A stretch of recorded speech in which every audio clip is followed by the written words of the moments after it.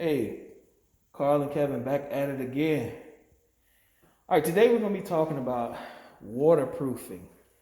We're still working on our project in Bowie, and we've had the contractor come out. We've had some experts come out to look at renovation, but Carl and I still were not very.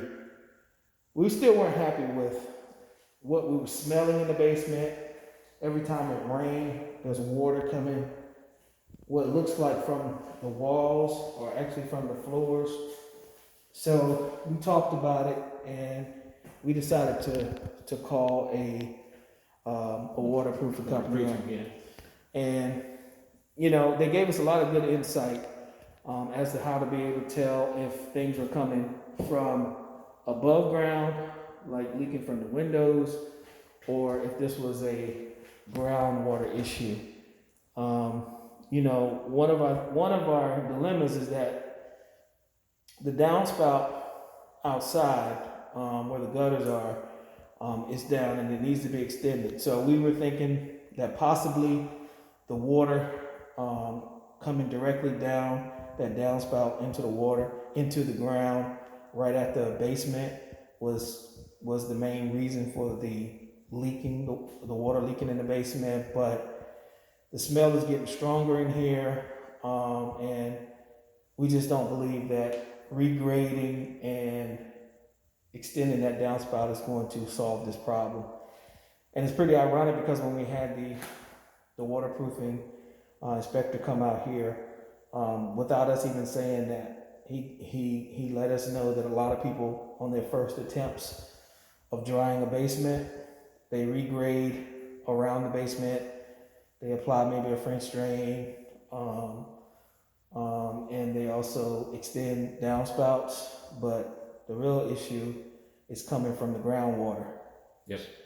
So the bottom line is you got to get beneath the water and suck the water out. So we're going to add 2 sump pumps into this basement, probably one at this corner, and maybe one at the other side over there.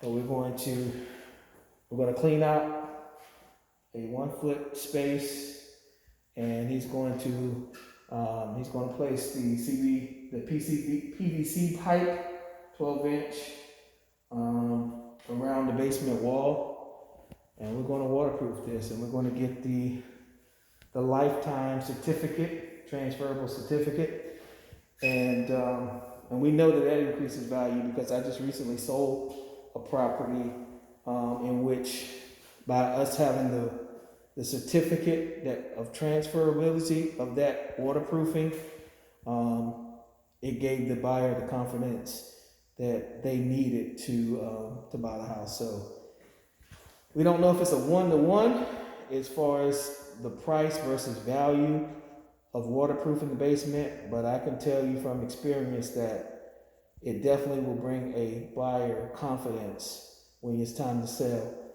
And we also know that this smell, we're not going to get the tenants that we want in here, right, with this basement in this condition. And the one thing I would say is, like, when we set out, we didn't really initially budget for this, but it's something that you have to keep water away from your house. So it's something that we have to do. So luckily, we think we have enough flexibility to get this job done and account for it somewhere else in our budget. So you have to learn to separate what has to be done from what you'd like to do, just like in any other thing that you pursue. And the things that have to be done, we're going to do in this house, and then make our budget adjustments accordingly. So yeah, it's a learning experience, but you're gonna find these type of things in deals, and you just got to be prepared to address them. So that's what we're gonna do. So the dynamic duo signing out. Till the next time. More to come.